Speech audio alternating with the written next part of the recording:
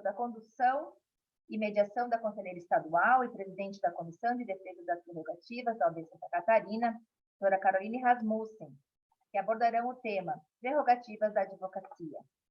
Estarão presentes agora, então, os palestrantes, o membro honorário vitalício da OAB Nacional, doutor Marcos Vinícius Furtado Coelho, o membro honorário vitalício da OAB Nacional, doutor Cláudio Lamáquia, e o presidente da OAB do Paraná, doutor Cássio Teles. Com a palavra, doutora Caroline Rasmussen, para conduzir os trabalhos e apresentar os palestrantes. Muito obrigada. Obrigada, Thaís. Bom dia, nobres colegas. Sintam-se todos virtualmente abraçados. Eu gostaria de cumprimentar o nosso inovador, presidente da Seccional de Santa Catarina, Dr. Rafael Warne, em nome de quem cumprimento as demais autoridades. Não posso deixar de mencionar o meu querido conselheiro e coordenador-geral das comissões, Pedro Miranda, e ao nosso diretor da ESA, Marcos Vinícius Borges, a quem agradeço o convite que me colocaram nessa enrascada de mediar somente os maiores nomes de defesa de prerrogativas desse país. É impossível eu não destacar, não agradecer o apoio incondicional do presidente Rafael, dessa diretoria, à nossa comissão de prerrogativas, a todas as iniciativas que a gente levou à diretoria foram sempre encampadas e ampliadas pela diretoria. E não obstante todas as medidas adotadas desde o primeiro dia dessa pandemia, que tem sido um exausto trabalho para assegurar o exercício da profissão de todos os colegas aqui no Estado, a instalação e a ampliação das procuradorias de prerrogativas e honorários, o fato de iniciar esse mês da advocacia com um painel sobre prerrogativas vem a reafirmar o compromisso do presidente Rafael em priorizar a defesa das prerrogativas profissionais, assegurando o livre exercício profissional. Então, em nome de todos os advogados, presidente Rafael, muito, muito obrigada. Então, nós damos início ao painel Prerrogativas da Advocacia, que terá a duração de 90 minutos e contará com os maiores especialistas nessa matéria. Dr. Marcos Vinícius Furtado Coelho, Dr. Cássio Teles, Dr. Cláudio Lamáquia, e a quem agradeço muitíssimo a presença dos senhores, é uma honra tê-los conosco. Iniciamos abordando o tema A Inviolabilidade do Escritório de Advocacia, que será ministrado pelo Dr. Marcos Vinícius Furtado Coelho, advogado e professor, doutor em Direito pela Universidade de Salamanca, membro da Academia Brasileira de Letras desde agosto de 2017, ex-presidente nacional, membro honorário vitalício da OAB Nacional. Dr. Marcos Vinícius, a palavra é sua. Obrigado, Carolina. Parabenizo você pela presidência da Comissão de Prerrogativa e Defesa dos Honorários da Seccional de Santa Catarina e, em seu nome, toda a sua diretoria, o vice-presidente Carlos Augusto, o secretário Leandro Canavarros e o adjunto Emerson Martins, todos os que fazem a defesa das prerrogativas em Santa Catarina, que são fundamentais. Sem o sistema de defesa das prerrogativas, as normas ficariam apenas como meras formalidades, como promessas não realizadas. Então, são os advogados que se dedicam na linha de frente da defesa das prerrogativas que cumprem esse papel de efetivar os direitos e as garantias legalmente reconhecidos. Então, parabéns e muito obrigado por sua atuação. Saúdo o presidente Rafael Warne e o cumprimento por este evento, quer dizer, uma maratona da cidadania, uma maratona da advocacia catarinense, que marca o mês do advogado. São 62 painéis e 100 horas de trabalhos para os advogados, os estudantes de direito, todos que estão nos assistindo nesse momento. Ao saudar o Rafael Warne, eu cumprimento toda a diretoria da Seccional de Santa Catarina, o Eduardo Melo, secretário-geral, o Pedro Miranda, coordenador de seccionais, a Cláudia Prudêncio, presidente da Caixa de Assistência, a Maria de Lourdes, que representa os presidentes de subseção aqui se encontra. Saúdo o Maurício por igual. Cumprimento o meu sempre presidente, Cláudio Lamáquia, meu amigo e irmão, com quem tive a honra de servir a advocacia brasileira como diretores, ambos, eu na condição de estagiário de Lamarck, era presidente do Conselho Federal, ele vice-presidente, e posteriormente continuei seu estagiário, ele já presidente do Conselho Federal, e eu presidi na Comissão Constitucional, sendo, portanto, seu assessor. Saúdo o Cássio Telles, que é realmente um profundo conhecedor das prerrogativas, foi presidente da Comissão de Prerrogativas na gestão que Cláudio Lamarck presidiu o Conselho Federal e realizou grandes avanços e conquistas para a classe dos advogados. Saúdo a doutora Sandra Krieger, conselheira federal da seccional de Santa Catarina, e que também realiza um brilhante trabalho junto ao Conselho Nacional do Ministério Público. Saúdo, por fim, os presidentes da seccional de Santa Catarina, de ontem e de sempre, nas pessoas dos presidentes Paulo Brincas e Túlio Cavalazzi. Sintam-se, portanto, todos abraçados. Eu, nesse momento em que vivemos de reflexões sobre a pandemia e a crise que o mundo enfrenta, me permitam alguns minutos iniciais para dizer que quem, Rafael Orne, como nós, tendo a nossa idade, em torno de 50 anos, tivesse nascido no início do século passado, em 1900, teria presenciado duas grandes guerras mundiais, a gripe espanhola, teria presenciado no mundo a guerra entre a China e o Japão, e diversas revoltas e revoluções, golpes de Estado que implantaram regimes que não respeitavam o Estado de Direito, regimes autoritários no mundo inteiro. Tivemos a perda naquela oportunidade de cerca de 150 milhões de vidas humanas. Algo como 5% da vida humana no planeta Terra foram perdidas naquela primeira metade do século passado. A humanidade teve que sofrer toda esta perda para passar a entender que, ao invés de guerras, deveríamos ter diplomacia, que, ao invés da descrença na ciência, deveríamos apostar na ciência, que, ao invés dos governos autoritários, ditatoriais e de negação do ser humano, de governos que pregavam a supremacia racial de certas etnias sobre as demais etnias de seres humanos, deveríamos apostar na dignidade da pessoa humana, deveríamos apostar e acreditar na conformação de uma declaração de direitos humanos, de uma organização das Nações Unidas, de um concerto de nações que primassem pela democracia, pelo Estado de Direito e pelo respeito ao ser humano.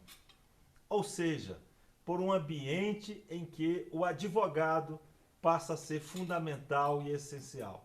Porque sem democracia, sem Estado de Direito, não há desenvolvimento pleno da advocacia. Sem o advogado se desenvolvendo de forma plena, livre, não há um Estado de Direito digno deste nome. Portanto, na segunda metade do século passado, após o aprendizado com os horrores causados pelo nazifascismo, pelas guerras autoritárias, pelo governo de homens que não respeitavam leis, passamos a acreditar na democracia liberal, em governo de leis que regulamentam os seres humanos, em governo das normas que devem ser aplicadas a todos, e passamos a ter uma segunda metade do século passado de progresso, de desenvolvimento de todas as nações e dos seres humanos em suas potencialidades. Pois agora enfrentamos uma terceira guerra mundial, uma guerra de natureza, de matriz sanitária, uma guerra que tem, portanto, nos desafiado novamente a verificar quais as saídas e quais os erros que não devemos repetir. E, portanto, há menos de 100 anos, a humanidade teve que perder tantas milhões de vidas, então nós não necessitamos perder tantas vidas novamente para compreendermos de novo e sempre que o caminho é o do Estado de Direito, do respeito à Constituição, do respeito às leis, da democracia, da crença na ciência e na dignidade da pessoa humana. O caminho não é outro distante desse. O caminho não é o do ódio, da distância, mas o caminho é do diálogo, da aproximação, das divergências que são discutidas com o intuito real de construir as saídas. Não aquele diálogo fictício, ou aquele diálogo em que um fala e o outro não escuta, mas o diálogo real, em que as pessoas expressam a sua opinião com o intuito de ouvir do outro a opinião contrária, para construirmos uma saída que seja equilibrada, respeitante às liberdades públicas, respeitante, portanto, a todo esse ensinamento que tivemos nos últimos 100 anos na história da humanidade. Portanto, uma fala inicial nesse momento tão prestigioso da Seccional de Santa Catarina, prestígio que me empresta ao me convidar para falar, eu gostaria de trazer essa reflexão de que o advogado, como cidadão que o é, ele deve ter esse compromisso com respeito às liberdades, à democracia, ao Estado de Direito, para contribuir com a sociedade em que vive, para que possamos ter da promessa constitucional de construção de uma sociedade justa, fraterna e solidária, algo concreto e real. Porque não há, como já disse, possibilidade de advogado ser um protagonista da história em regimes autoritários. Diante de guerras, a palavra do advogado não tem muito valor. Outros são os instrumentos utilizados nas guerras, quando a lei do mais forte é que vigora. O advogado, a sua palavra é fundamental, é importante no Estado de Direito, na democracia. Por isso que, Rafael e Cláudia, se vocês puderem bem verificar, a própria Revolução Francesa, que começou com o bom propósito da igualdade, liberdade e fraternidade, logo alguns anos após, na Era do Terror, no ano do terror, em que as guilhotinas funcionaram, ou seja, em que as pessoas não eram mais aceitas por suas palavras, a própria crença da liberdade, igualdade e fraternidade foi utilizada para guilhotinar pessoas que discordavam dessa ideia. Tanto que fecharam o Barreau de Paris. A Ordem dos Advogados de Paris foi fechada pelo terror de uma revolução igualitária, de uma revolução libertária.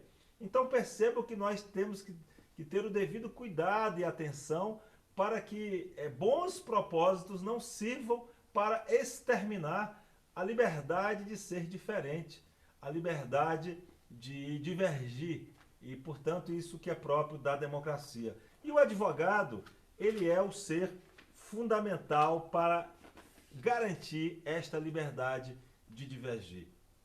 Quando tomamos posse na gestão em 2013, eu estava na presidência e o Cláudio Lamac na vice-presidência da OAB Nacional, o nosso primeiro ato foi a criação da Procuradoria de Prerrogativas dos Advogados, junto com a criação da Ouvidoria de Honorários dos Advogados. Nós passamos a entender que sem a defesa concreta dos advogados, dentro de um sistema nacional de prerrogativas, Caroline, então nós não teríamos as garantias e os direitos da profissão efetivamente defendidos. Passamos a desenvolver uma gestão em que as diversas áreas de valorização do advogado deveriam ser enfrentadas. A criação do Super Simples, com a sociedade individual do advogado, trouxe para a advocacia a menor carga tributária do planeta Terra, que beneficia mais de 85% dos advogados brasileiros. O novo Código de Processo Civil, com o fim do aviltamento dos honorários, com os honorários com natureza alimentar, com o fim da compensação de honorários, que é uma ideia do então presidente da OAB do Rio Grande do Sul, Cláudio Lamáquia, o fim daquela necessidade do presidente da OAB, todo final de ano, ter que solicitar a suspensão dos prazos processuais, porque nós passamos a constar no CPC as férias dos advogados, os prazos em dias úteis. São tantas conquistas no novo CPC, que entrou em vigor em 2015, que setores da magistratura passaram a batizá-lo, para criticá-lo, de Estatuto da Advocacia, parte 2, porque são tantas as conquistas para a classe dos advogados. Também as prerrogativas dos advogados do inquérito policial. Os advogados deixamos de ter uma atitude meramente protocolar no inquérito para termos uma atitude mais proativa em diversos momentos do inquérito policial. Mas fazendo uma reflexão sobre as décadas que passaram de conquistas para a advocacia, podemos ver que na década de 80 tivemos, com a redemocratização do Brasil, a Constituição da República, em que prevê que o advogado é essencial à distribuição da justiça e é inviolável no exercício da sua profissão.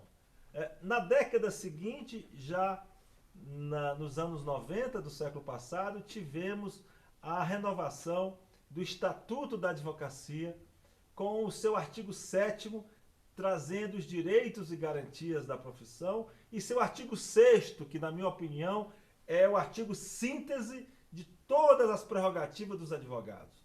O artigo que diz que não há hierarquia entre advogado, membro do Ministério Público, membro da magistratura, e que todos devemos nos tratar com urbanidade, com educação, com respeito, inclusive os serventuários da justiça. Essa é a cláusula fundamental. No Brasil, não é o judiciário, muito menos o Ministério Público, que controla a advocacia. No Brasil, há o controle da Ordem dos Advogados do Brasil. Ela faz o controle por exageros da profissão ou falta ética profissional. Não é o judiciário. Não é o judiciário que pode multar advogado. Não é o judiciário, como ocorre em outras partes do mundo, que tem esse poder de, por exemplo, suspender do exercício da profissão. Porque no Brasil, com a reconstitucionalização, com a redemocratização, tendo a OAB como uma entidade que mais defendeu a democracia nesse país, nós tivemos a cláusula muito forte da separação dessa profissão liberal que exerce o mundo público, que é a advocacia, do Estado. Temos a seguinte concepção no Brasil. De um lado, o Estado acusador, o Estado julgador, o Estado cobrador de imposto, o Estado fiscal, o Estado policial. De outro lado, nós temos o cidadão, a pessoa física e jurídica, e em seu favor o advogado. Se o Estado não é mais importante que o cidadão, se o Estado ele possui sua missão e sua razão de ser para trazer felicidade, assegurar ambiente para o progresso e desenvolvimento do cidadão, não pode o profissional do cidadão, que é o advogado, ser menos importante que os agentes estatais. Nós temos que ter essa regra como basilar, esse princípio como inafastável da defesa das prerrogativas. Não submeter o advogado ao controle de órgãos estatais. O controle é da Ordem dos Advogados do Brasil. Na primeira década deste século, tivemos uma outra importante conquista, que foi a aprovação da lei que trouxe a inviolabilidade do escritório do advogado, sobre a qual vou me deter um pouco mais nessa minha fala. Para, nesta década, termos uma importante e renovada conquista em termos de prerrogativas dos advogados, que ocorrera nessa gestão liderada pelo presidente Felipe Santa Cruz, com apoio do presidente Rafael Ordem. Eu me refiro à criminalização da violação das prerrogativas dos advogados. Um projeto antigo, um projeto que vem de várias gestões passadas, um projeto em que cada presidente deu o seu empurrão, um projeto em que, obviamente, para ter sido realizado nessa gestão, o presidente Cláudio Lamarck deu muito empurrão. Tivemos a oportunidade de trabalhar nesse sentido também. O presidente Alfir Cavalcante, o presidente César Brito, me parece que foi na gestão do César Brito que começou esse projeto de lei importante de criminalização da violação das prerrogativas. Então, todo presidente, toda gestão, tivemos uma cota de contribuição. Mas, sem dúvida alguma, agora podemos ter esse dispositivo que criminaliza a violação das prerrogativas dos advogados. E temos que fazer desse dispositivo efetividade. Há no Brasil leis que pegam e leis que não pegam. Há no Brasil leis que têm eficácia e leis que não têm eficácia. E essa eficácia social da lei chama-se efetividade. É preciso dar efetividade, eficácia social à lei que criminaliza a violação das prerrogativas. Como isso será feito? Será feito com a Ordem dos Advogados do Brasil atenta, atuante e sendo firme e dura em qualquer violação às prerrogativas dos advogados. Não podemos conestar, não podemos flexibilizar. Hoje invadem o jardim do advogado, do escritório do advogado e não dizemos nada. Depois eles invadem o escritório do advogado e não dizemos nada. Posteriormente sentam no computador do advogado e o Ministério Público tem acesso ao computador do advogado e tem acesso à defesa, quando a defesa não tem acesso aos computadores do Ministério Público, mas o Ministério Público quer ter acesso à defesa do cidadão. Então, onde está a paridade de armas? Onde está o respeito às prerrogativas dos advogados? A ordem tem sido atuante graças a guerreiras como a Caroline Rasmussen, espero que a pronúncia tenha sido certa, e toda a sua comissão de prerrogativas, graças ao sistema de prerrogativa, graças ao presidente Rafael Warner, tem sido atuante. E assim devemos continuar, Eduardo Mello.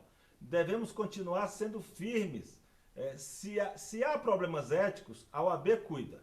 A OAB instala processo ético, a OAB determina a suspensão do exercício profissional, toma as suas providências. Isso é um ponto, isso é um aspecto. Mas, em termos de controle do exercício profissional do advogado, isso deve ser somente da OAB. Não podemos permitir essa tutela do Estado sobre a profissão do cidadão. E nesse sentido, o que acontece em relação à lei que tornou inviolável o local de trabalho do advogado? Uma lei que seria desnecessária no Brasil, porque a Constituição já diz que o advogado é inviolável. Mas nós estamos em um país em que portaria, por vezes, vale mais que a Constituição. Ponte de Miranda dizia que portarias são ordens ao porteiro.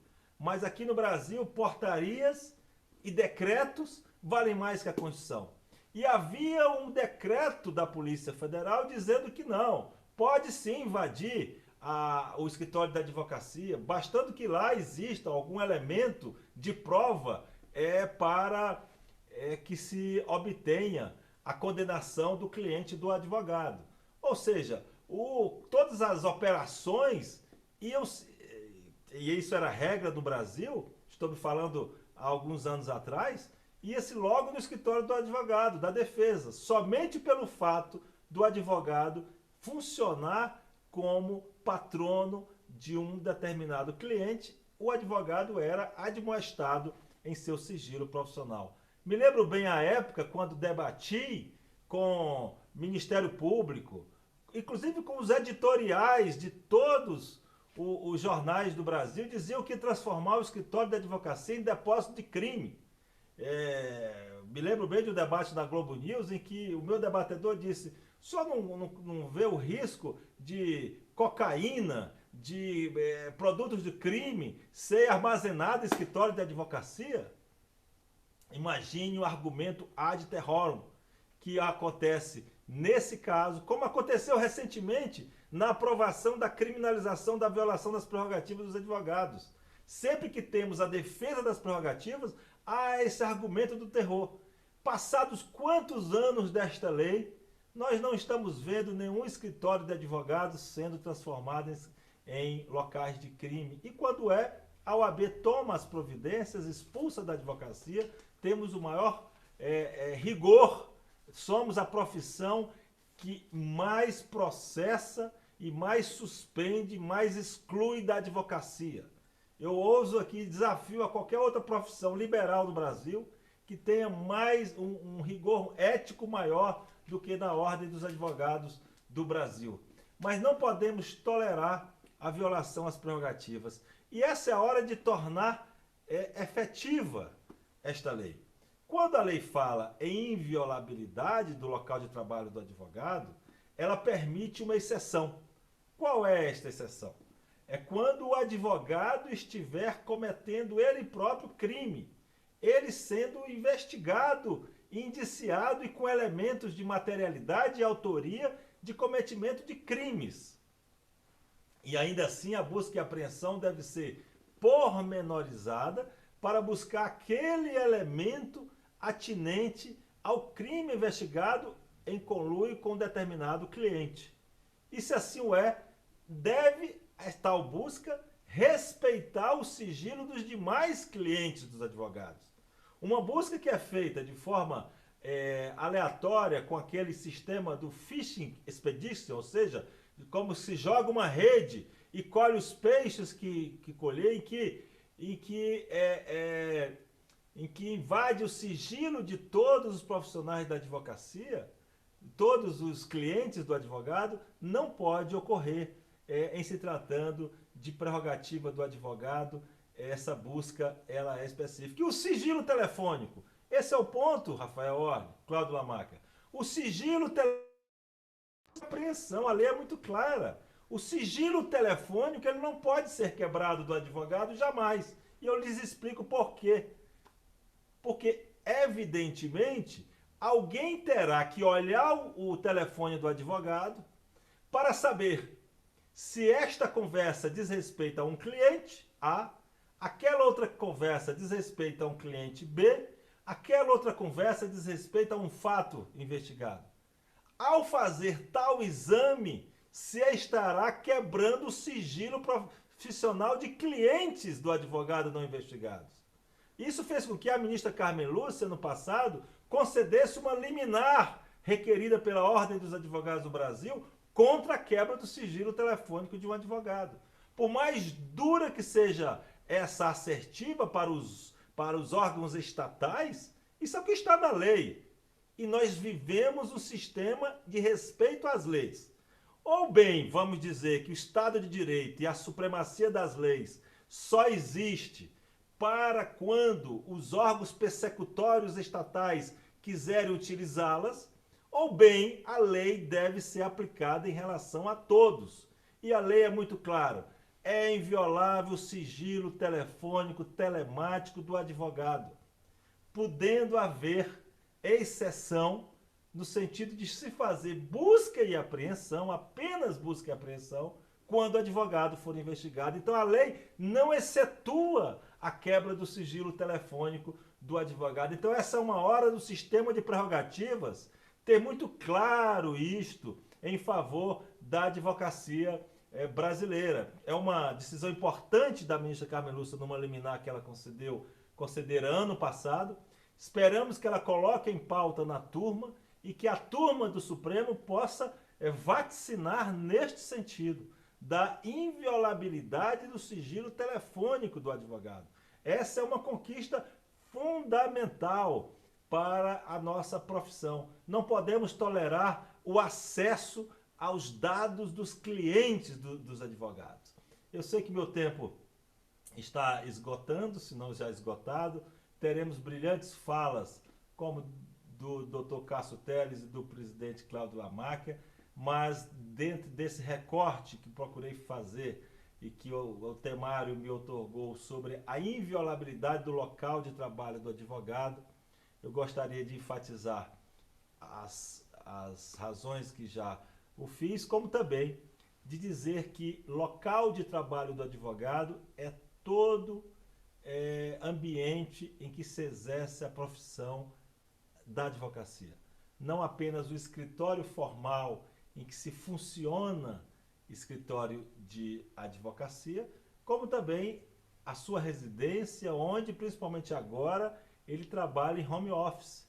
Quer dizer, o advogado exercendo a sua profissão em home office, o sigilo profissional se estende, obviamente, ao local de trabalho. Por outro ângulo, não há o sigilo profissional porque alguém colocou uma placa na porta dizendo aqui funciona um escritório de advocacia. Se lá dentro não há um escritório de advocacia funcionando, não é uma placa que vai tornar sal açúcar. Se colocar um rótulo no conteúdo de sal como se fosse açúcar, não se transformará aquele rótulo em açúcar automaticamente. Então, obviamente que se faz necessário o exercício da profissão de advogado, que é aquele profissional que realiza consultorias, que realiza defesas em assuntos litigiosos, aquele que orienta o seu cliente, aquele que é o profissional que exerce, portanto, essa tão nobre profissão. Onde quer que se exerça a advocacia, teremos o sigilo profissional, inclusive nos departamentos jurídicos das empresas, inclusive nos órgãos públicos em que funcionam procuradorias, advocacia pública, onde quer que haja um profissional da advocacia exercendo o seu munus, daí a carga de proteção da inviolabilidade do exercício da profissão. Portanto, eu faço como eu diria, uma espécie de reivindicação como advogado, ao mesmo tempo que me coloco à disposição de todo o sistema de prerrogativa dos advogados, para que continuem, Caroline, nessa luta de não permitir que a interpretação da norma por órgãos estatais desnaturalize a própria norma. Pesquisem como essa lei foi discutida no Congresso Nacional, a lei da inviolabilidade. Pesquisem como ela foi aprovada. E ao sê-la, foi com este objetivo, de impedir que os clientes dos advogados sejam objeto de violação em sua privacidade. Nada justifica que um cliente que nada tem a ver com determinada investigação seja objeto de violação em sua conversa com advogados, seja telefônica, seja telemática, seja em documentos existentes no escritório de advocacia. Agora mesmo, Rafael Orne, há setores da magistratura que querem reinterpretar o Código de Processo Civil para dizer que 10 a 20% de honorários, que é o que consta no Código de Processo Civil entre particulares, e as percentuais de honorários no que consta em relação à fazenda pública, devem ser desrespeitados. Ora, no Código de Processo Civil fomos expressos ao tirar a cláusula de fixação ao bel prazer do magistrado. E agora querem fixar de novo, voltando a esse momento anterior. Então, tivemos que ir ao Supremo Tribunal Federal, estamos no Superior Tribunal de Justiça para efetivar o Código de Processo Civil. Por que estou trazendo esse exemplo?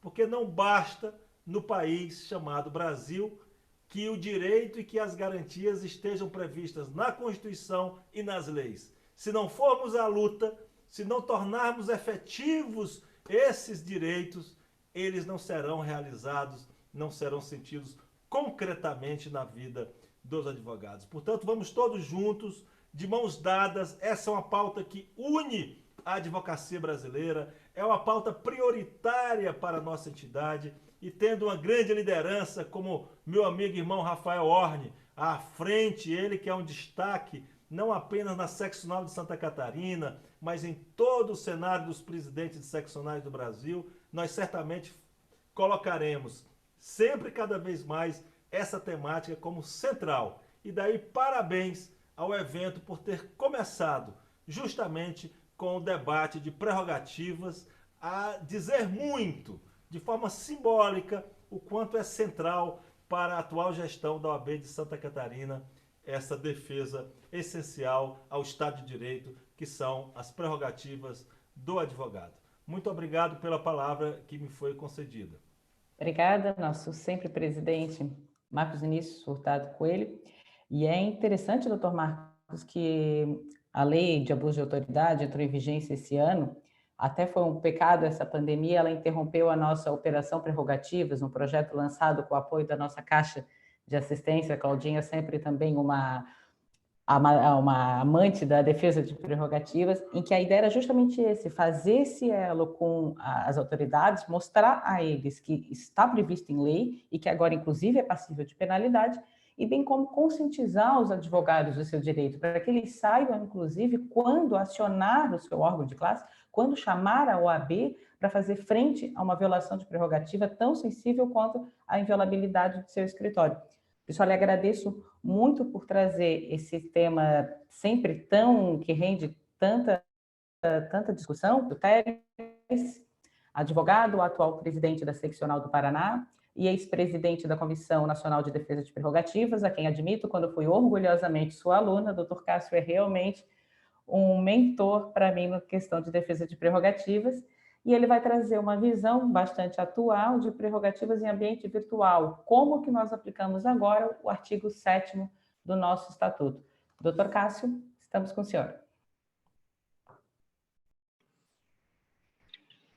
Obrigado, minha querida amiga Caroline Rasmussen, que preside esse painel. É uma honra enorme estar aqui ao seu lado, juntamente com o presidente Rafael Horn, que são pessoas muito próximas, vocês, todos de Santa Catarina, especialmente o presidente Rafael e você, pessoas muito próximas mesmo da gente. Nós temos dialogado, eu e o Rafael, quase que diariamente, porque estamos vivenciando, na condição de presidentes das seccionais de Santa Catarina e Paraná, situações que são muito parecidas, né, muito semelhantes, e nós temos procurado trocar ideias aí para a superação de todas essas adversidades que vemos enfrentando.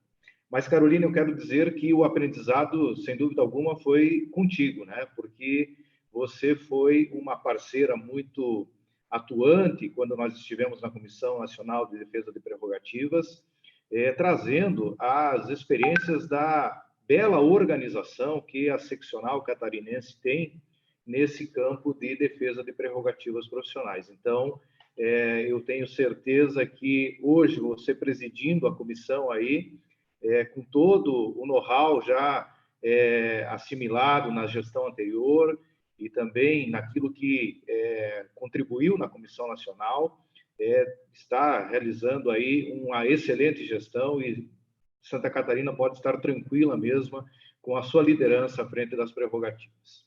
Saúdo aqui o presidente Rafael Horn também. Rafael, olha, parabéns por esse seu evento, um grande desafio, não é fácil fazer um mês inteiro de atividades jurídicas, mas não há dúvida nenhuma que um mês dedicado à advocacia merece ter, sim, um evento grandioso como esse que você está realizando aí em Santa Catarina. Quero aqui também, de público, externar a minha admiração ao presidente Rafael por tudo aquilo que tem feito, não apenas pela OAB Santa Catarina, mas também pelo Sistema Nacional de Representação da nossa instituição, levando nos colégios de presidentes sempre temas muito importantes. O Rafael é daqueles que não deixa passar absolutamente nada quando se trata de alguma discussão no CNJ, no CNMP, sempre também trazendo as felizes conquistas que tem alcançado perante o Poder Judiciário catarinense, no sentido de preservar o exercício da advocacia. Parabéns, portanto, também, presidente Rafael. Quero saudar aqui a presidente da Caixa de Assistência, querida amiga Cláudia Prudêncio.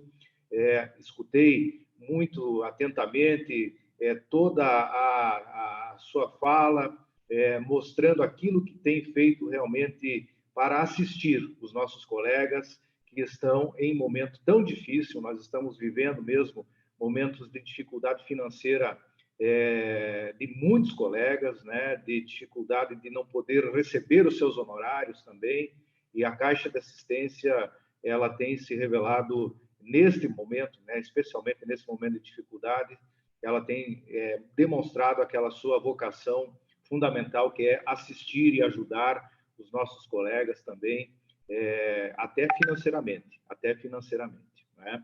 Parabéns, portanto, Cláudia, pelo trabalho que você tem realizado aí. Saúdo também os diretores, Maurício Voos, vice-presidente, Eduardo de Melo e Souza, secretário também. É uma honra muito grande estar também com vocês aqui nesta manhã. Saúdo a minha querida amiga, conselheira federal, Sandra Krieger, que é a nossa representante no Conselho Nacional do Ministério Público, também uma liderança que orgulha a região sul pela representação que faz no cenário nacional. Cumprimento a querida colega Maria de Lourdes Imati, presidente da OAB de Joinville, representando o interior de Santa Catarina. Eu também sou oriundo do interior do Paraná, né? A gente sabe como a advocacia interiorana tem peculiaridades e é muito importante que você também esteja aqui nessa representação, Maria de Lourdes. Parabéns aí pelo teu trabalho também. E, evidentemente que, por fim, eu quero saudar aqui os sempre presidentes, Marcos Vinícius Furtado e Cláudio Lamarck, que são, para mim, as duas grandes referências no tema defesa das prerrogativas profissionais. Marcos Vinícius, o presidente do Código de Processo Civil novo, o presidente que garantiu os honorários de sucumbência no artigo 85, tal qual nós sempre entendemos, de 10% a 20%, né, e que hoje continuamos lutando para a consolidação disso, que trouxe para nós a possibilidade de um descanso no final do ano, um descanso merecido na advocacia, com a suspensão dos prazos e audiências, com a contagem dos prazos em dias úteis, que também dá à advocacia a possibilidade de uma dignidade razoável no exercício profissional. Um presidente que realmente trouxe grandes novidades e grandes conquistas na questão tributária também, com o Simples Nacional. Enfim, um presidente que foi realmente um presidente das pautas da advocacia brasileira e que conseguiu realmente avançar bastante. E que tinha esta figura também notável do vice-presidente Cláudio Lamarck, que eu conheci percorrendo o Brasil. Conheci o Lamarck quando ele veio ao Paraná, em Maringá, como vice-presidente, para tratar exatamente do tema prerrogativas profissionais. E vi também o Lamarck fazendo essa dupla com o então presidente Marcos Vinícius, percorrendo o país inteiro, levando o recado das prerrogativas profissionais. Depois tive a felicidade de estar no Conselho Federal com ele e também ao seu lado poder desempenhar o projeto magistral, que foi o projeto Caravana das Prerrogativas, percorrendo as 27 seccionais. O Lamarck fez uma marcha das prerrogativas em Brasília, né? Eu acredito que foi a primeira marcha que nós realizamos, levando as lideranças de todo o país, exatamente para debater os temas de prerrogativas profissionais. A Carolina estava conosco lá, porque fizemos também um encontro nacional de prerrogativas naquela época. Fomos ao Supremo Tribunal Federal entregar à ministra Carmen Lúcia a carta da advocacia, a pauta da advocacia, no sentido da defesa das prerrogativas profissionais. E o Lamarck também foi o presidente da efetivação, eu digo, da defesa das nossas prerrogativas, porque conseguiu, e eu acredito isso realmente ao nosso presidente Lamarck, conseguiu emplacar a aprovação da lei que criminaliza a violação das prerrogativas profissionais, que era o que faltava. Nós tínhamos um artigo 7º, e temos um artigo 7º que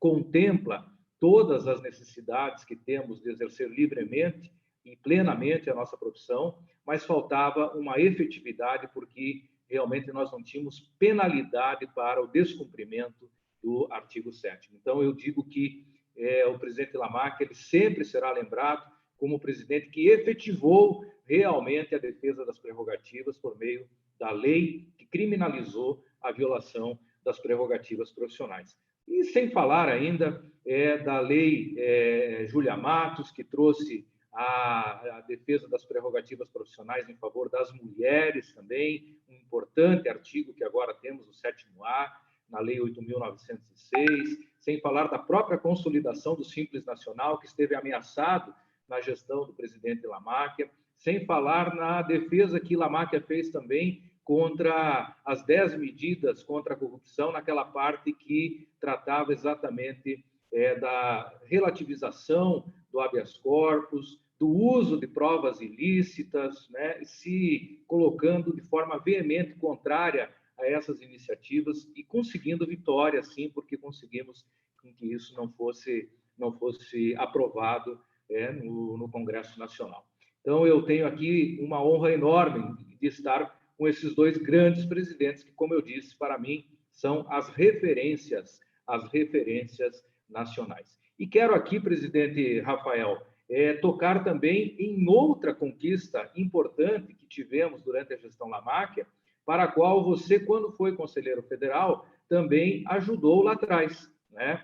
E eu, quando cheguei lá na Comissão de Prerrogativas, me deparei com esse processo, estava adormecido, e eu falei, essa iniciativa nós temos que resgatar, nós temos que levar ao plenário. Levei ao presidente Lamáquia, que prontamente disse, Cássio, vamos em frente, sim, com isso, e nós tivemos a aprovação do Registro Nacional dos Violadores de Prerrogativas, né? Que é algo que, para mim, simboliza exatamente a justiça que nós temos que fazer também dentro do nosso órgão de classe. Juiz, promotor, delegado, qualquer autoridade que viole de forma grave ou reiterada as prerrogativas da advocacia não pode, mais tarde, querer se inscrever na Ordem dos Advogados do Brasil, exercer a advocacia como se nada tivesse acontecido. É evidente que nós precisamos ter, sim, nos desagravos que realizamos, nesses casos emblemáticos de violação de prerrogativas, um registro que deixe ali na nossa instituição guardado a memória de quem efetivamente foi desrespeitoso, que cerceou o nosso livre exercício profissional. E isso hoje nós temos graças ao presidente Lamáquia, graças ao Conselho Federal, à sua gestão, presidente, que aprovou o Registro Nacional, aprovou uma súmula dizendo exatamente isso, que quem viola de forma reiterada ou grave as prerrogativas profissionais não pode depois querer exercer a advocacia sem pelo menos ter aí uma averiguação da sua idoneidade para o exercício profissional. E aí eu cumprimento, Rafael, você, porque lá atrás você também teve essa iniciativa, né, e levou ao Conselho Federal também essa ideia, né?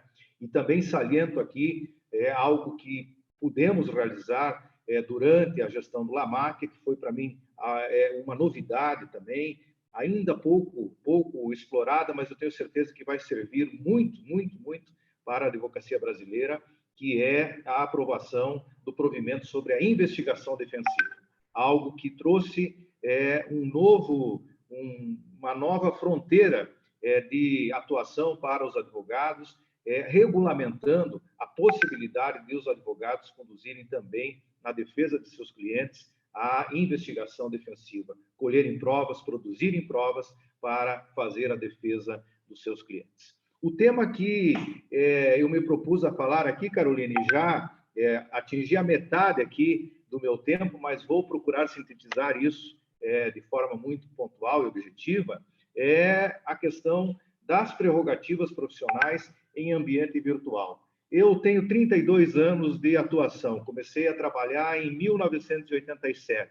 Em 1987, vivíamos ainda a era da máquina de escrever e vivíamos a era do processo de papel. Nós íamos aos fóruns, muitas vezes, e saímos de lá carregados de volumes de autos, 7, 8, 9 volumes, né, para trazer aos nossos escritórios. As nossas mesas de trabalho eram cheias de papel, eram cheias de processo. Nós colocávamos esses autos em cima da nossa mesa, trabalhávamos na máquina de escrever, repito, e exercíamos uma advocacia que para nós hoje é uma advocacia nostálgica. Depois eu passei para a era do processo eletrônico, que para mim foi realmente uma grande transformação. E, felizmente, hoje no estado do Paraná, nós temos 100% dos processos digitalizados, o que, numa época de pandemia, vem demonstrando que como isso foi importante para que nós conseguíssemos continuar trabalhando enquanto advogados e que a justiça pudesse continuar prestando a jurisdição. E hoje, eu acredito que todos nós, advogados e advogadas, estamos no limiar de grandes transformações, de uma nova transformação na advocacia, porque nós estamos hoje vivendo a era virtual. Bem verdade que algo que veio por conta de um fato inesperado, que foi a pandemia, não estávamos todos nós preparados, mas tenho a certeza de que, passada esta pandemia, haverá, sim, transformações que ficarão para sempre na nossa atividade.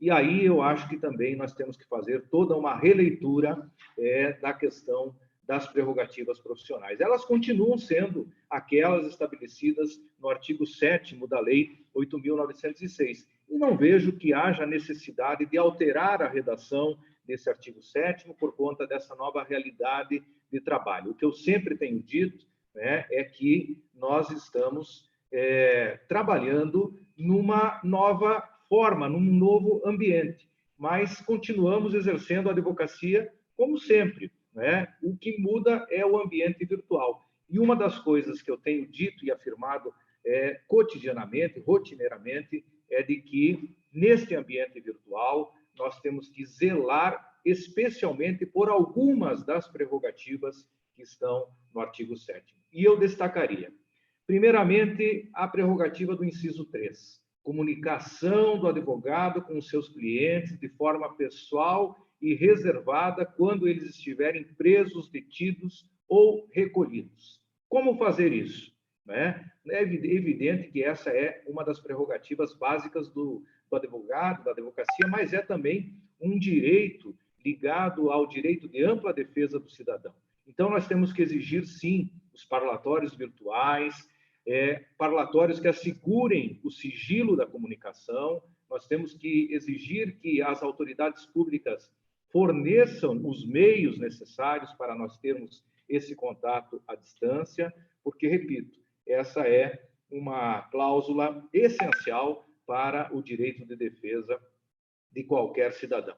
Outra prerrogativa que eu destacaria nesse ambiente de pandemia, a prerrogativa do inciso 6, que diz que é nosso direito ingressar livremente em qualquer edifício ou recinto em que funcione repartição judicial ou qualquer outro serviço aonde nós tenhamos que realizar as nossas atividades profissionais. Ingressar livremente. Como fazer isso em tempo de pandemia? Com os balcões virtuais. Eu tenho dito, e o Rafael também tem lutado muito, né? Nós temos falado bastante em conjunto com o TRF4, nós temos que ter atendimento virtual, balcão virtual, funcionando no horário do expediente, como se nós estivéssemos indo ao fórum, né? Com canais, com chat, com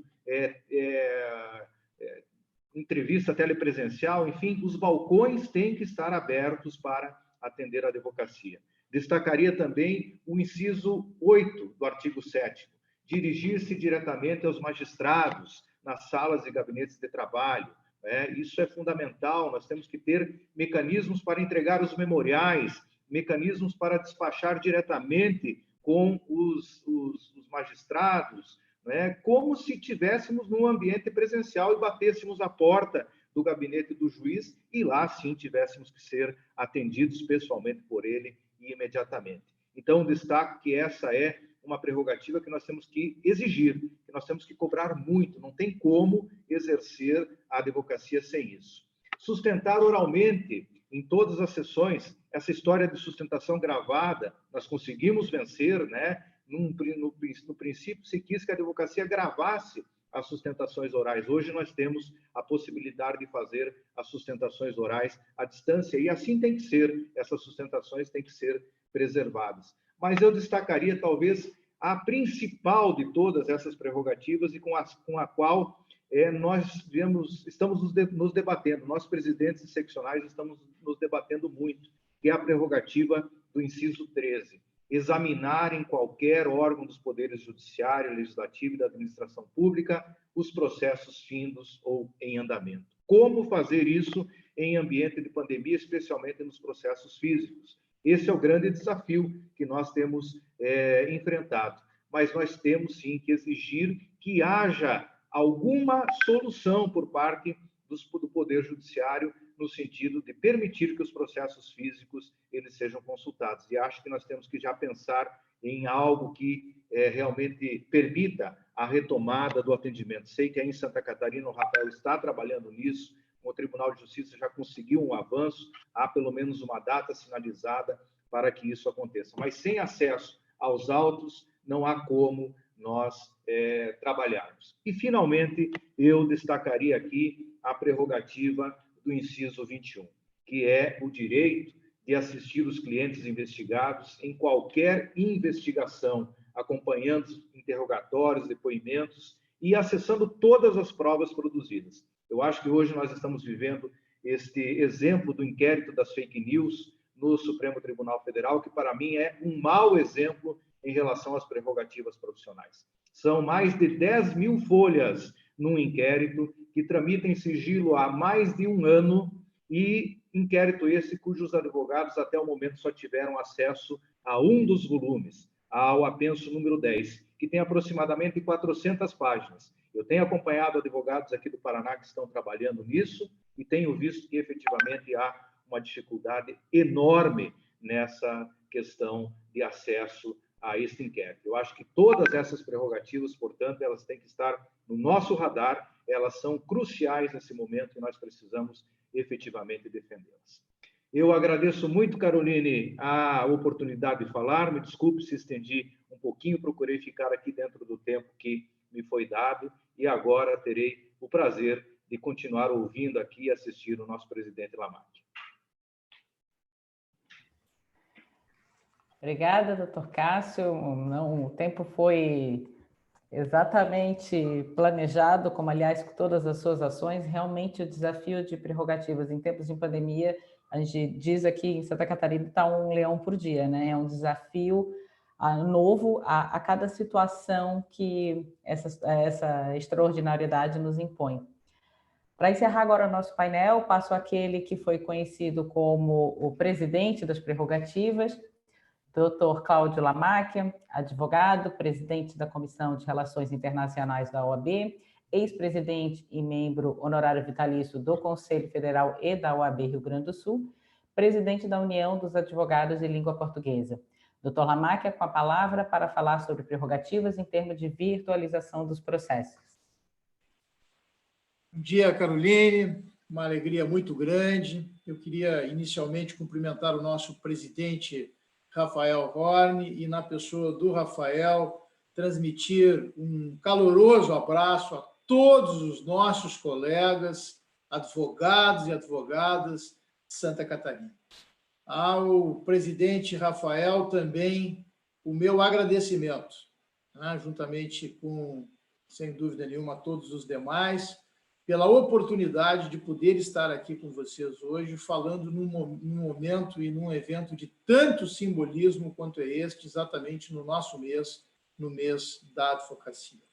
Quero cumprimentar a nossa mediadora, a nossa, como disse o presidente Rafael Horn, a nossa xerife das prerrogativas, a Caroline Rasmussen, e na pessoa da Caroline também estender um cumprimento muito especial, Caroline, a todos os membros da Comissão Estadual de Defesa das Prerrogativas da nossa profissão. Agradecendo como advogado a todos vocês pelo trabalho desenvolvido nesta importante comissão da OAB, nesta comissão que tem, sim, a efetiva missão de defender aquilo que de mais caro nós temos na nossa atividade profissional, que são as prerrogativas que nós temos para exercer a profissão.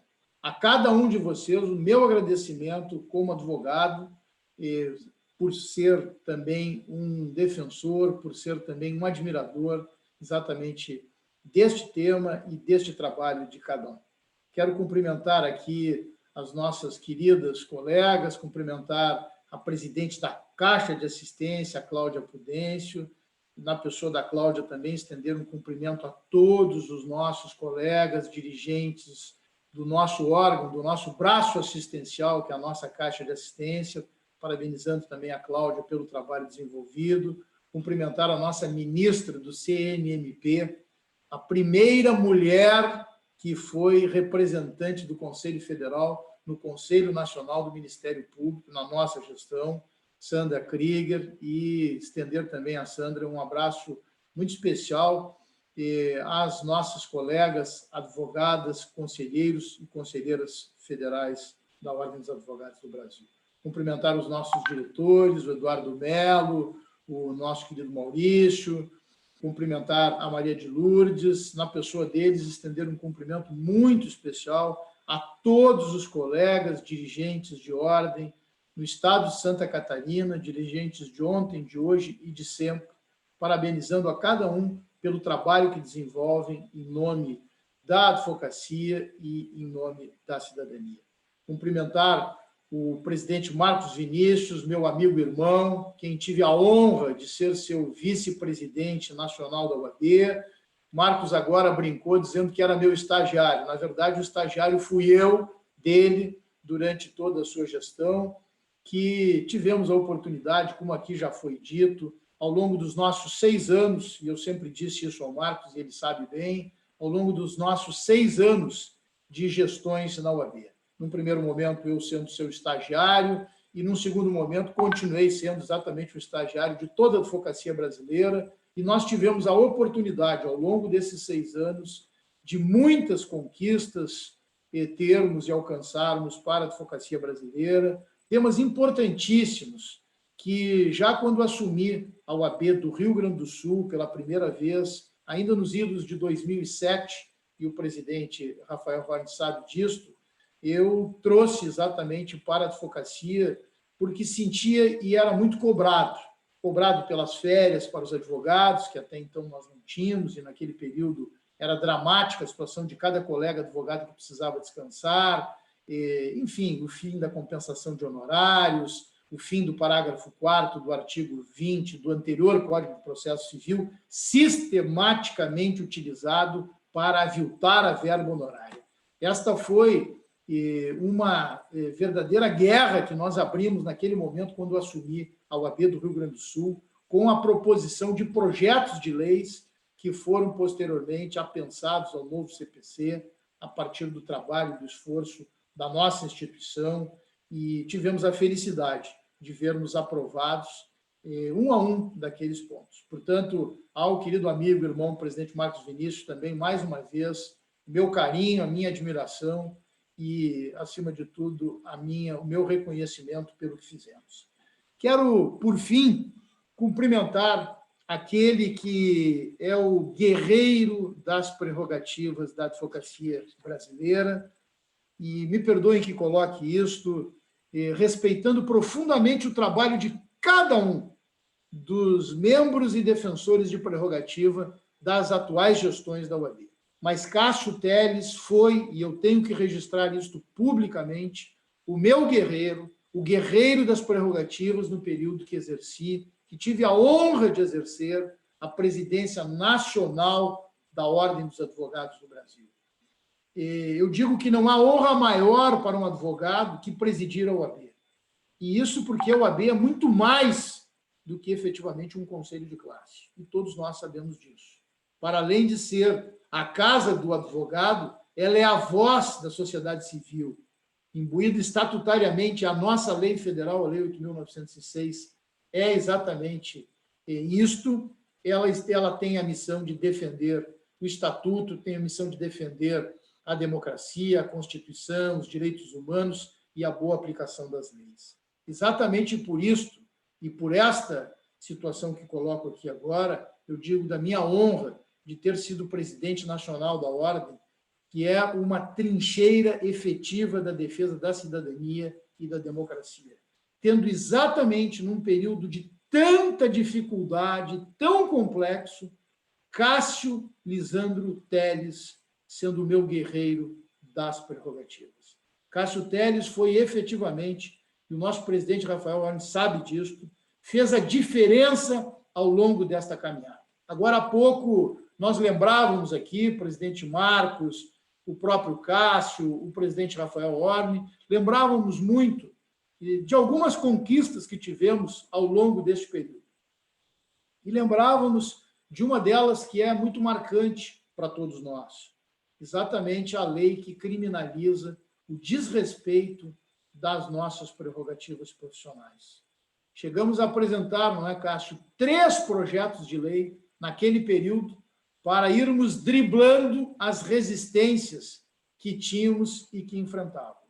E o Cássio foi um gigante naquele período. Ultrapassamos inúmeras madrugadas no Congresso Nacional, exatamente para driblarmos, e eu uso a expressão novamente, para termos a condição de vermos este projeto e aqueles projetos avançando. Onde tínhamos uma resistência na Câmara, apresentávamos um projeto no Senado, requeríamos aos nossos parlamentares que colocassem emendas, e hoje a advocacia brasileira pode comemorar, sim, efetivamente, esta magnífica conquista que foi a criminalização do desrespeito das nossas prerrogativas profissionais. Não como um privilégio, todos nós sabemos, para a advocacia, mas sim e principalmente como um direito a garantir o cidadão que nós estamos representando.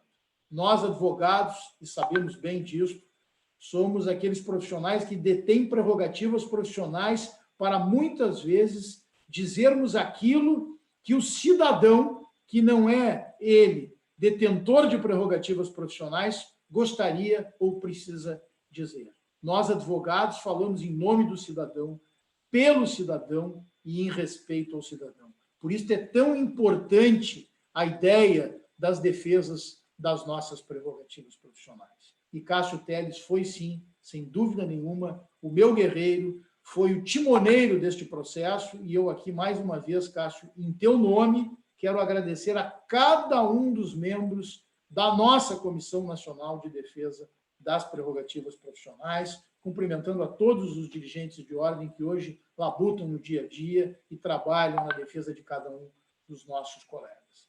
Cumprimentar também, presidente Rafael Horne, os nossos sempre presidentes da UAB de Santa Catarina, e faço isso na pessoa dos queridos Paulo Brincas e Túlio Cavalazzi, 2 companheiros guerreiros que estiveram conosco ao longo deste período, mas na pessoa deles eu quero estender um agradecimento a todos os presidentes de hoje, de ontem e de sempre.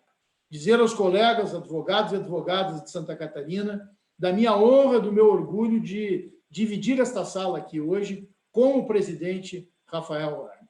O presidente Rafael tem sido, sim, um presidente que tem dado voz às nossas demandas no Brasil todo. O presidente Rafael tem sido referência, presidente sereno, equilibrado, presidente que tem, de fato, representado, e quero dizer isso a todos vocês, muito bem a advocacia de Santa Catarina, num momento de muita turbulência. E eu falo em turbulência, o presidente Cássio sabe disso, falo em turbulência exatamente porque vivi eu, sem dúvida nenhuma, um dos momentos de maior turbulência na presidência nacional da UAB.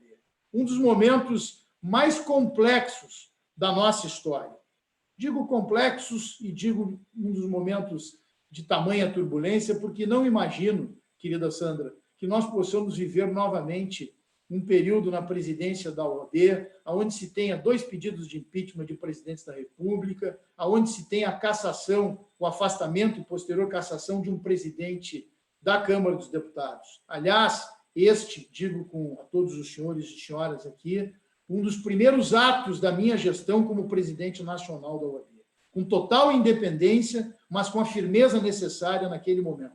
E fomos ao Supremo Tribunal Federal, exatamente ao querido amigo e saudoso ministro Teori Zavascki, bradar pelo afastamento, naquela oportunidade, do então todo-poderoso presidente da Câmara dos Deputados, Eduardo Cunha, aquele que sistematicamente atacava a Ordem dos Advogados do Brasil, buscando exatamente o fim do exame de ordem ou do exame de proficiência. Este período foi dramático, vivemos inúmeras crises políticas à frente da OAB, e a Ordem dos Advogados do Brasil sempre se houve com muito equilíbrio, com muita serenidade, mas com a firmeza necessária naqueles momentos, tendo como bússola exatamente a Constituição Federal, A nossa ideologia foi e continua sendo exatamente esta, porque este é o compromisso nosso como dirigente de ordem. E exatamente por isso, passamos por todos aqueles momentos, mas ainda tivemos a capacidade de uma interlocução plena com o Congresso Nacional, o que nos oportunizou ainda, além de todas as leis que já foram aqui citadas, nos oportunizou a aprovação de mais 12 leis nacionais importantíssimas para o exercício profissional dos advogados e das advogadas. Lembro aqui das férias na Justiça do Trabalho, porque até então não tínhamos alcançado as férias na Justiça do Trabalho, e lembramos e buscamos e conseguimos alcançar exatamente esta conquista.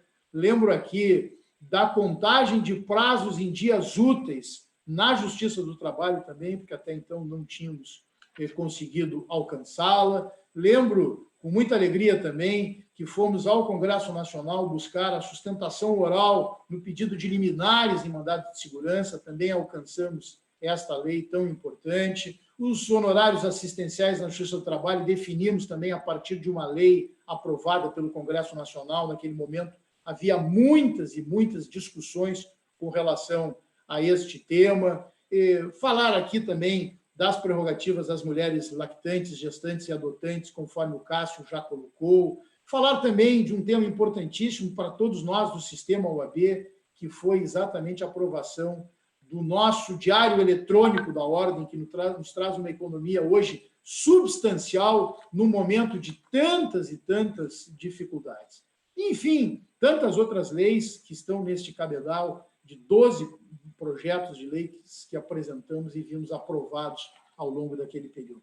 Foi exatamente este um trabalho que eu digo uma verdadeira obra coletiva dentro da UAB, num momento complexo, num momento difícil, mas que nos oportunizou, sim, também avançarmos muito em termos de profissão, em termos de atividades profissionais. Mas hoje nós vivemos um momento novo, e eu tenho afirmado que o sistema de justiça vai se dividir em dois momentos, um antes da pandemia e um pós-pandemia. Nós não teremos mais o sistema de justiça funcionando como estava funcionando até então. E é bem verdade que muitas das novidades que nós estamos vendo aí hoje são novidades que já vêm do próprio Código de Processo Civil, do Código de 2015, e que nós agora estamos vendo de forma muito acelerada, elas todas se colocando para a advocacia, para aqueles desafios do dia a dia da nossa atividade profissional e da nossa profissão. Agora, é importante que se tenha sempre a visão de que em momentos como este que nós estamos vivendo, as prerrogativas profissionais da nossa profissão, elas não podem ser desrespeitadas. Esta virtualização de processos, e eu falo aqui do Rio Grande do Sul hoje, estou em casa respeitando o isolamento e também diante desta situação que vemos aqui no nosso estado, mas aqui temos uma situação de maior dificuldade, e eu noto isso e consigo avaliar bem, porque também advogo fora do Rio Grande do Sul, Santa Catarina, Paraná, Brasília, onde os processos hoje são eletrônicos. E aqui no Rio Grande do Sul, nós vemos e temos uma quantidade ainda de quase 80% dos nossos processos sendo físicos. E eu, presidente Rafael, sempre me defini como um advogado analógico até então, pois hoje eu tive que aprender a ser um advogado digital também, porque tudo nós estamos fazendo a partir dos nossos computadores. Esta é uma realidade que está posta para a advocacia brasileira. E nós precisamos, sim, ter a visão de que não se pode descuidar, neste momento, das prerrogativas profissionais em tempos de virtualização, como nós temos visto atualmente. E é fato que temos que também observar, por exemplo, lá no artigo 6º do novo Código de Processo Civil, o princípio maior, que é o princípio hoje da cooperação. Né? O princípio da cooperação, o princípio da boa-fé, que vem externado no Código de Processo Civil hoje, tem que ser examinado exatamente em conjunto com esta modernidade que temos visto atualmente, né? Não é novidade para nenhum de nós que hoje, por força da legislação processual, nós temos já há mais tempo, desde 2015, a possibilidade do testemunho de uma determinada pessoa indicada num processo, que seja dado ele fora da comarca aonde o processo está a correr. Também temos a possibilidade, e isto vem expresso no próprio Código de Processo Civil, a testemunha no artigo 453, parágrafo 1º, o depoimento pessoal no artigo 385, parágrafo 3º, feito também de forma à distância, ou seja, o depoimento pessoal feito numa comarca que seja ela diferente, que seja ela diversa da comarca aonde o processo esteja acontecendo. Lembro também a questão da própria sustentação oral, que já vem prevista no Código de Processo Civil de 2015, no artigo 937, parágrafo 4º, onde a sustentação oral ela pode se dar, sim, efetivamente, de um advogado em Santa Catarina ou no Paraná, ele sustentando oralmente no Tribunal Regional Federal da 4ª Região. Isto não é novidade para todos nós neste momento de pandemia. A novidade reside em outro ponto e que tem, sim, preocupado muito a todos nós, que é a realização de determinados atos processuais de forma virtual, aonde se poderá ter efetivamente o ferimento a alguma prerrogativa profissional ou até mesmo ao devido processo legal, ao contraditório, e isto nós não podemos aceitar. No primeiro momento, nós temos hoje também muita discussão e, às vezes, desinformação no que diz respeito à confusão que há entre julgamentos virtuais e processos julgados de forma telepresencial por teleconferência. São situações distintas e que nós temos que esclarecer aos nossos colegas, né? Os julgamentos virtuais hoje já são uma prática antiga no STF, no STJ, hoje importadas por alguns tribunais regionais, pelos tribunais estaduais, e estão sendo agora construídas em alguns locais estas regulamentações. E eu tenho dito, porque temos recebido muitos questionamentos de alguns colegas, e eu imagino que a Caroline tenha isso como uma realidade também aí em Santa Catarina, alguns colegas nos questionado mas Lamáquia, mas vem cá, como é que eu vou gravar uma sustentação oral por áudio, por vídeo, ou apenas por áudio?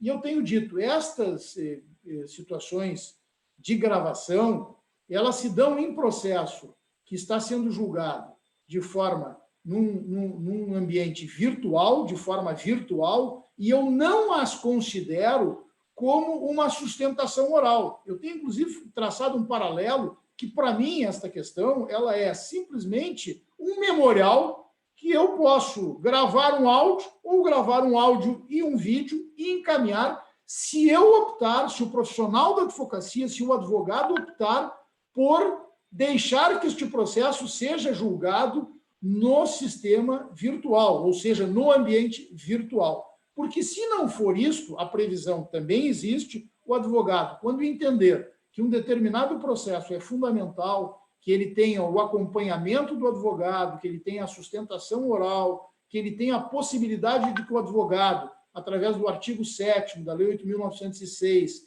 no seu inciso 10º, possa usar a palavra pela ordem a qualquer momento, ele tem que necessariamente requerer a retirada deste processo do sistema de julgamento virtual, requerendo que ele seja julgado de forma telepresencial, ou seja, julgado em tempo real, aonde não haja ferimento, e reitero, ao artigo 7º, inciso 10º da Lei 8.906 do nosso Estatuto.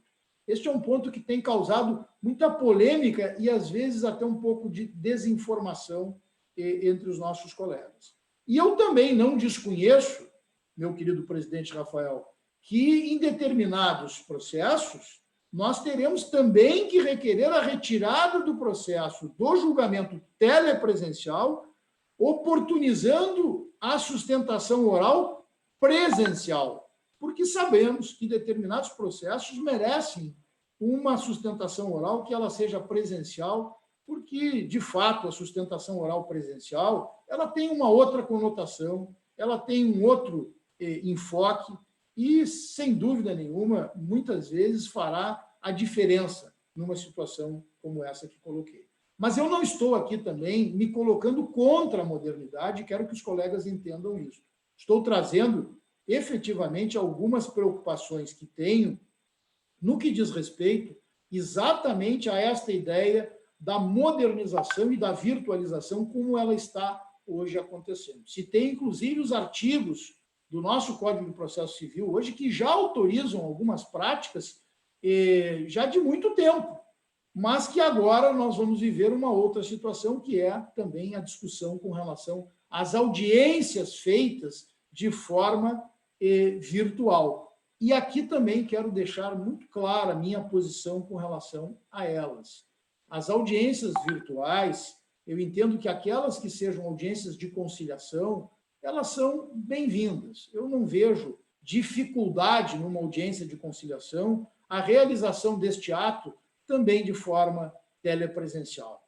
Ou seja, aqui nós temos e teremos um avanço. Muitas vezes o colega não precisará se deslocar, às vezes até mesmo de comarcas distantes, a advocacia passa a ter uma penetração nacional, a atividade profissional do advogado, ela de uma certa forma, ela fica facilitada. Agora, por outro lado, eu manifesto aqui a minha preocupação de forma muito efetiva no que diz respeito à realização das audiências de instrução e julgamento. E aqui explico. Não me coloco de forma radical com relação a este assunto, mas nós temos também no próprio Código de Processo Civil hoje a solução parcial deste problema, que é, além do artigo 6º, que eu já coloquei agora, o dever de cooperação, de lealdade, de boa-fé, nós temos também o artigo 190, que coloca, de fato, os negócios processuais, que é lícito às partes compor negócios processuais. Portanto, quando as partes estiverem elas de acordo com a realização de uma audiência de instrução e julgamento, na sua plenitude, que não haja discordância das partes, notadamente representadas por seus advogados, me parece que a audiência até mesmo poderia ser realizada de forma telepresencial. Mas, na medida que nós tenhamos uma única parte que venha a se contrapor à realização das audiências de instrução e julgamento de forma telepresencial, aqui nós temos uma situação que precisa ser considerada. Sem dúvida nenhuma, para que nós não tenhamos prejuízos na coleta da prova. Né? Vejam que uma audiência telepresencial hoje, realizada nestes ambientes virtuais, ela não autoriza que se possa dizer que a reserva do contato de testemunhas não vai se realizar. Né? Nós poderemos ter aí um ferimento. Nós também não podemos assegurar que será, de fato, garantida ao autor que ele faça, num primeiro momento, o seu depoimento pessoal e que não seja esse depoimento escutado pelo réu, assim como também as próprias testemunhas. Eu já ouvi e já vi algumas defesas de determinados ambientes virtuais que oportunizariam, que assegurariam que, de fato, esta situação, seja para as testemunhas, seja também para o depoimento pessoal, fosse assegurada. Né? Porque aí, olha, a explicação retiraria a pessoa da sala, se cria um programa, mas nós sabemos que, até mesmo pelo princípio da transparência, pelo princípio da publicidade dos processos, essas pessoas elas poderão escutar o depoimento de um ou de outro através de um outro meio. Né? Então, nós não teremos efetivamente esta garantia. Por isso, eu coloco de uma forma muito efetiva a ideia de que, para que isto possa vir a acontecer, para que se possa evoluir na ideia das audiências virtuais de instrução e julgamento com coleta de provas, porque também podemos, eventualmente, ter uma audiência que não tem necessidade de coleta de provas, e aí as partes, consensualmente, né, utilizando da sua capacidade de negociação, até mesmo a partir do artigo 190 do Código de Processo Civil, possam autorizar que esses atos sejam realizados. E também, por fim, quero lembrar que nós já temos uma situação semelhante a esta e que vem aprovada exatamente neste ano, que é a Lei 13.000, se não me falha a memória, 994 de 2020, que altera a Lei 9.099 de 95, que é o Juizado Especial Cíveis, e que autoriza efetivamente já a possibilidade de conciliação não presencial, e aí no âmbito dos juizados especiais cíveis, o que nos autoriza a afirmar que, de fato, isto já é um exemplo do que vem por aí exatamente no processo, no Código de Processo Civil e nesta nova modalidade que nós estamos enfrentando, que são, sim, as audiências virtuais e a virtualização de processos. Agora, eu queria, me encaminhando exatamente, o presidente Rafael agora tentando observar rigorosamente também o horário para o encerramento, dizer que, na minha avaliação, a liberdade do exercício profissional do advogado ela é condição essencial de sobrevivência de uma democracia.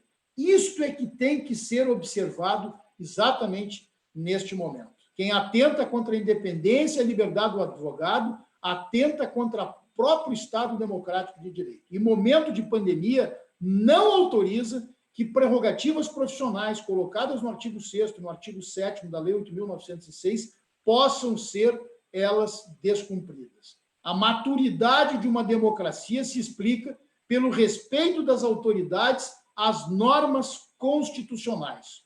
Como imaginar, meus queridos amigos, ampla defesa, devido processo legal, contraditório, sem um advogado respeitado em suas prerrogativas profissionais?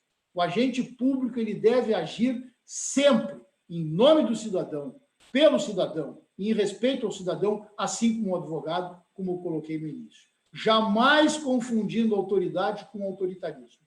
Sem advocacia, não há liberdade. Sem liberdade, não há democracia. Sem democracia, não há cidadania. Sabemos todos nós. E, por isso, estes tempos de pandemia devem ser, como estão sendo, acompanhados pelos nossos dirigentes da UAB, para que não tenhamos retrocessos a partir deste trabalho histórico que tivemos de todos os dirigentes de ordem ao longo de todo este período e da história da nossa instituição. O DNA da UAB é exatamente a democracia e o respeito à lei. Fora da lei, sabemos todos, não há solução. E mais, também temos que saber quando temos, eventualmente, questionamento de determinados magistrados com relação à lei que criminalizou o desrespeito às nossas prerrogativas profissionais. Eu digo há muito tempo isso, há muito tempo.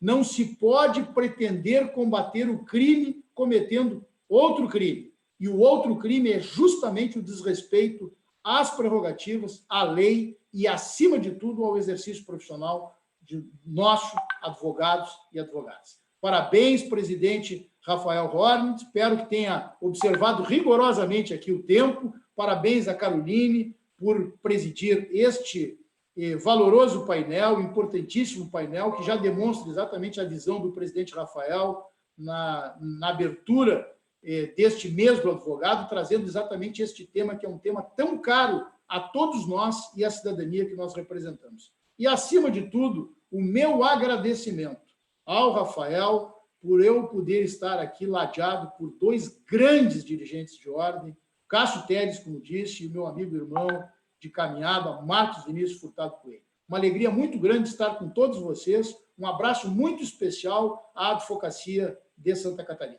Muito obrigado. Obrigada, nosso sempre presidente Lamáquia.